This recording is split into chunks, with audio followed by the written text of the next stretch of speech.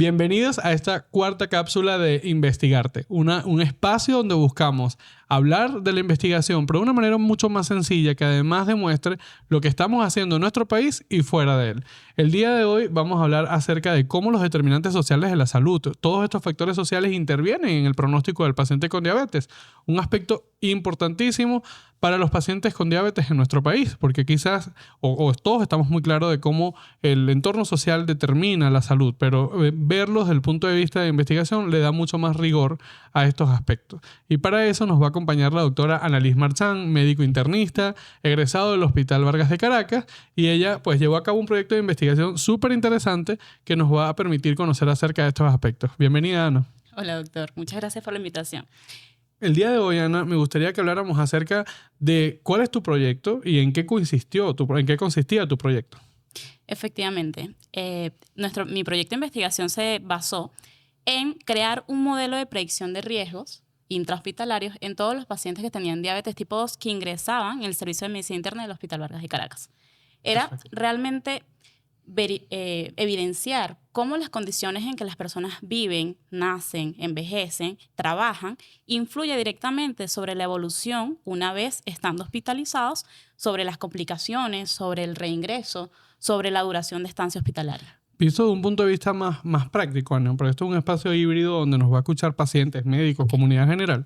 Sí, los modelos de predicción de riesgo son herramientas estadísticas que utilizamos para identificar cómo un aspecto, llámese variable en estadística o característica de la población, puede servirnos como un predictor, como identificar el riesgo del paciente. Por ejemplo, el paciente que fuma va a tener mayor riesgo de cáncer. Entonces, eso es lo mismo que intentó hacer Ana, pero su modelo se fundamentaba en el análisis de los determinantes sociales, que son estos aspectos que no son controlables por el paciente. Es un tema del entorno social, de la calidad de vida que está llevando el paciente, cómo puede comportarse en una predicción de la enfermedad. Pero más allá de eso, es que además nace de una necesidad real. Nosotros veíamos en el hospital cómo los pacientes, que lamentablemente no tenían asistencia, no tenían compañía de su familia, no les iba tan bien.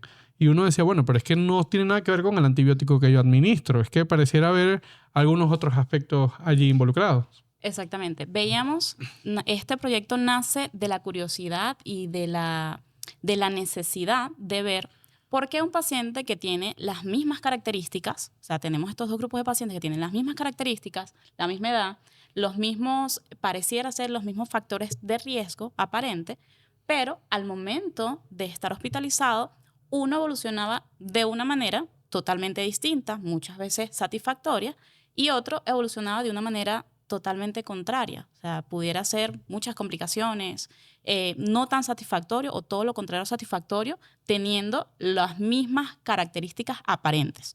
Entonces, es allí donde nace la pregunta de investigación. Así es.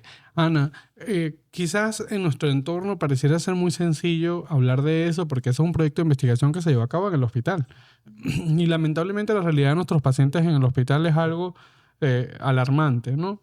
Totalmente. Pero más allá de eso, es cómo pudiste tú desarrollar un modelo de predicción de riesgo basado en características subjetivas. O sea, como el acceso al transporte, el tema de apoyo familiar. ¿Cómo hiciste? ¿Cómo lograste ponerle valor a características que son muy difíciles de medir?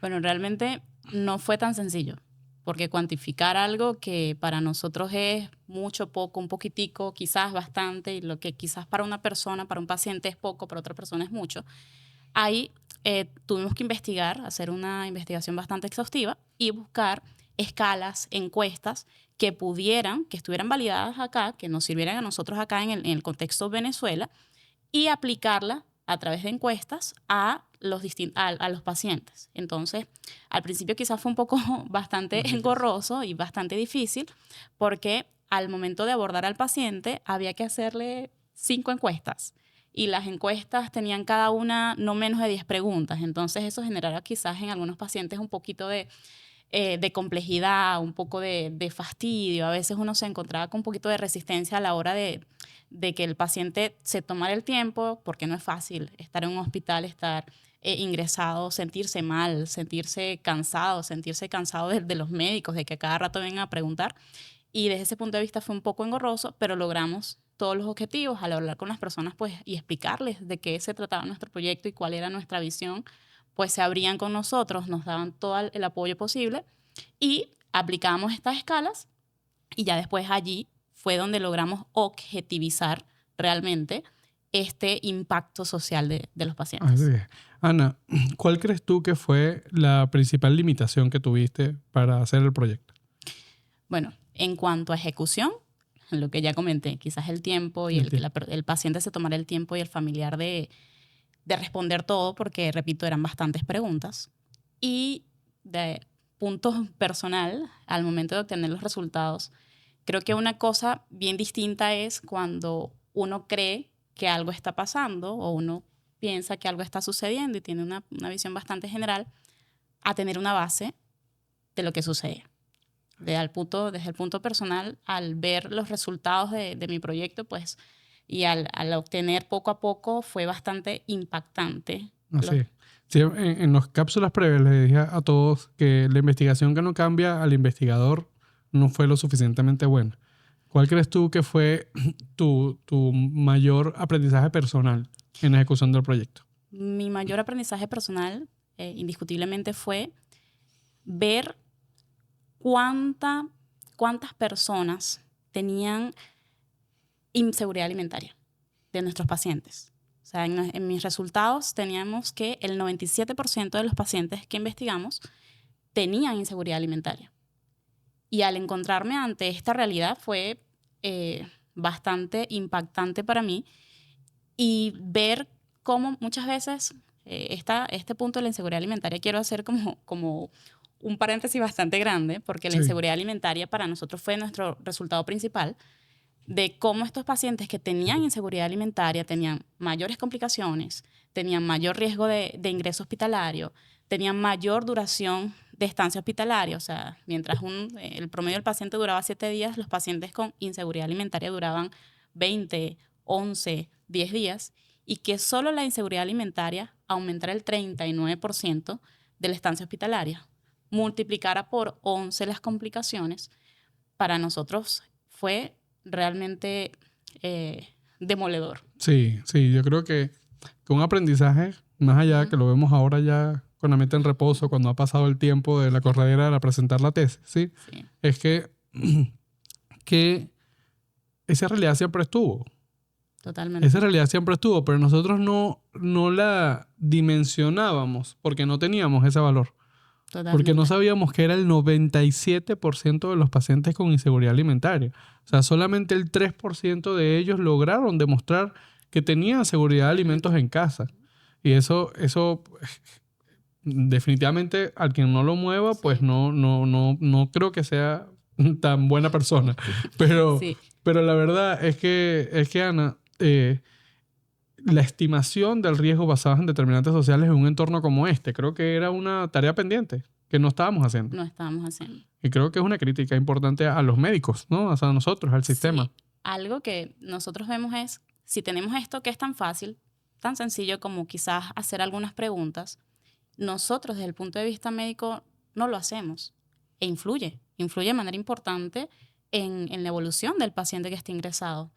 Y tomar estos resultados y que sean como una alerta para nosotros, el equipo médico que está allí día a día con el paciente, y decir, oye, antes de ingresar al paciente o cuando lo ingreses, solo pregúntale si en algún momento se preocupó por su comida, si en algún momento le faltó alguna comida, y cómo nosotros, tan simple y tan sencillo como una interconsulta de trabajo social, un apoyo social de alguna específico, puede influir de manera positiva en su evolución.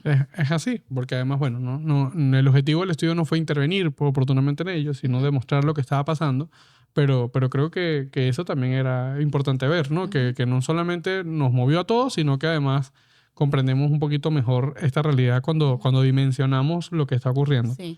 Ana, como siempre, tengo que volverla a decir, yo encantado de ver los resultados de tu proyecto. Creo que es un proyecto de estos de investigación donde a mí me gusta definirlos como sensible con su entorno. ¿Sabes? Un proyecto que no buscaba solamente cumplir un requisito, como en tu caso, para la tesis, o cumplir la necesidad de hacer investigación en medicina, sino mostrar una realidad que existe, que no podemos negar, porque tenemos que intervenir en ella. Aquí la intención no es generar un conflicto por esto. Esto es una realidad que todos sabemos. Simplemente estamos dimensionando de lo que está pasando. Efectivamente, ¿Sí? doctor. Y bueno. Ana, ya para cerrar, ¿sí? Me gustaría que nos comentaras cuál crees tú que fue el mayor aporte que pueda tener eso sobre los pacientes, no sobre Ana. Ok. El mayor aporte que puede tener mi proyecto de investigación sobre los pacientes es realmente tomar en cuenta que hay algunos factores que indiscutiblemente todos tenemos y que no podemos modificar bajo ninguna circunstancia, pero que hay otros factores que sí podemos modificar. Algo importante también que se me olvidó mencionar y bueno, es importante, es que así como nosotros vimos factores de riesgo en nuestro trabajo, también vimos un factor protector importante y es la red de apoyo. Una red de apoyo se traduce en todo aquel apoyo, bien sea la familia, un amigo, amigos que pueda tener el paciente, compañero de trabajo, compañeros lo que de sea. trabajo, todo, incluso hasta sentirse escuchado. Sentirse escuchado también forma parte del apoyo social. Y este apoyo social, que también evaluamos como un determinante social de salud, resultó ser el factor protector en cada una de las variables que nosotros estudiamos también. Entonces, mi conclusión para los pacientes es que así como hay cosas que podemos cambiar, que no podemos cambiar, hay cosas que podemos cambiar. Y entre ellos es estar en armonía con nuestro entorno, con nuestros amigos, con nuestra familia, porque realmente sin nuestra familia, sin nuestros amigos y sin el apoyo, pues no seríamos quienes somos y no pudiéramos tener la ayuda y la evolución y llegar a donde estamos. Yo creo que esto es un tremendo ejemplo con estas primeras 4 cápsulas de ver todo esto. Hemos pasado en las primeras cápsulas por diseños de investigación interesantes, tecnologías, ensayos clínicos y ver en este momento también investigación sensible con su entorno. Creo que es un elemento indispensable para comenzar el año, porque además esta cápsula inicia junto con el año. Así que espero que esta vez sea de muchísimo proyecto, de muchísimo éxito para todos, Ana, y que además tú ahora también desde tus espacios sigas haciendo este tipo de investigación. Sí, muchas gracias, doctor, por la invitación y bueno, a ustedes por escuchar. Espero verte pronto. Muy bien.